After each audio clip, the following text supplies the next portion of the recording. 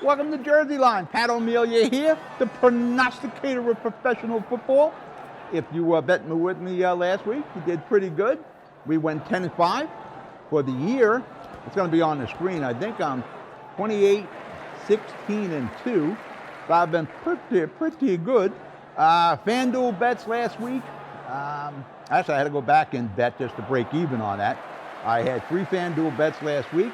I was 1-3 going into the Sunday night game. I took the Sunday night game, won that, and then I won the Monday night game, so I'm ahead on the Fan Duel. We have some Fan Duel bets in here today also. Remember, if you got a gambling problem, you should be betting with me. You wouldn't have a gambling problem. But if you do, seek some help.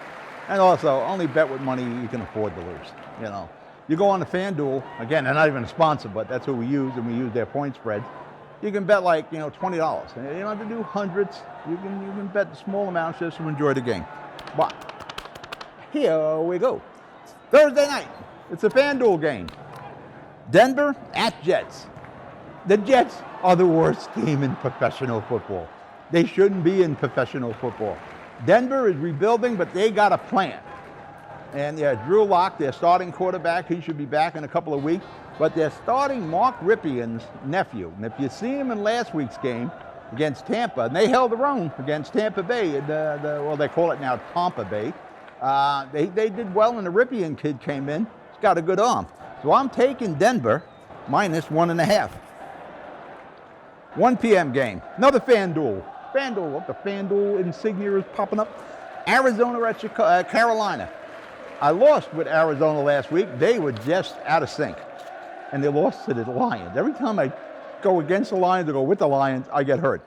I'm going back to Arizona. They're giving Carolina 3.5. I'm taking Arizona because I think they're going to rebound. Arizona minus 3.5. 1 p.m. game. Baltimore at Washington. Big spread. But Baltimore lost to KC on Monday, so they're going to have a chip on their shoulder. And there's Washington. So I'm taking Baltimore minus 13 points. 1 p.m. game, Cleveland at Dallas. Dallas is going to have to start to play. They can't keep just getting close. They got lucky with Atlanta. I'm going to take Dallas against Cleveland at home. Dallas minus 4.5. I had to double check these. Last week we had the spots backwards on 2 games. My fault, I'm the one that does this. 1 o'clock game, Indianapolis at Chicago. I am not a big believer in Nick Foles. They pulled the game out last week, but they were playing Atlanta. I could come back against the Atlanta Falcons. I'm going to take Indianapolis minus 2.5. 1 o'clock game, Jacksonville at Cincinnati. Cincinnati has been okay with me this year, and they were pretty good with me last year. I'm going to ride with them again. I'm going to take Cincinnati minus 3. 1 o'clock game, Chargers at Tampa. You got the rookie starting. His kid looks good. But there is Tom Brady, and Tampa Bay is starting to get their footing. They're getting their rhythm. Remember, there was no preseason, and Tampa Bay was kind of thrown together. You got Gronk is in there, Brady's in there, Fournette is now the running back. They had to put a lot of players together. They're hitting their stride. I'm taking Tampa minus 7.5. 1 p.m. game, Minnesota at Houston. Minnesota is just good enough to lose, aren't they? Lost to Tennessee, who is not playing this week, and nor is Pittsburgh Steelers because of COVID-19. I think 8 of the Tennessee Titans have come down with COVID. Minnesota, the Minnesota Vikings. Minnesota lost to Tennessee 30-31 last week. Houston has had one rough schedule. They've faced the top 3 teams in the NFL in the first 3 weeks. I think they rebound Houston. I'm taking Houston minus 4.5. 1 o'clock game, New Orleans at Detroit. Something is not right with Drew Brees. I don't know if it's a matter of timing. They're just not in sync. His arm doesn't look as strong. I hate to do this, but I'm going to take Detroit against New Orleans. Detroit, a home dog, getting 4.5. I guarantee I'm going to use that. 1 o'clock game, Seattle at Miami. Miami has improved. They're not starting Tuba yet. It's still Fitzpatrick, and Fitzpatrick is just good enough to lose. And Seattle, they're on a mission, and Russell Wilson is really playing well. I'm taking Seattle -6.5 against Miami. 4 o'clock game. Oh, my future Giants.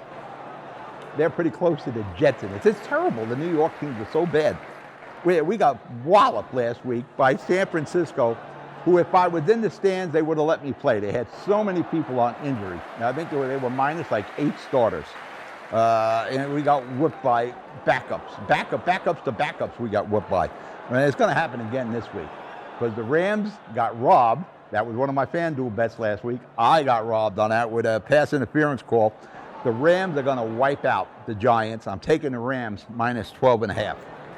4 o'clock game. Buffalo at Las Vegas. The Vegas Raiders. Buffalo got a gift last week, but they were scoring points, and he came close to blowing that game against the Rams. I'm going to take Buffalo against the Raiders -3. 4 o'clock game. Fan Duel bet. New England at KC. How can you possibly go against Kansas City? Yeah, I know it's Belichick, but you just got to ride with KC. KC -7. Sunday, the 8 o'clock game. Philadelphia versus San Francisco.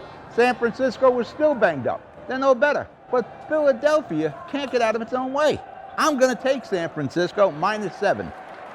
Monday night game. Atlanta at Green Bay.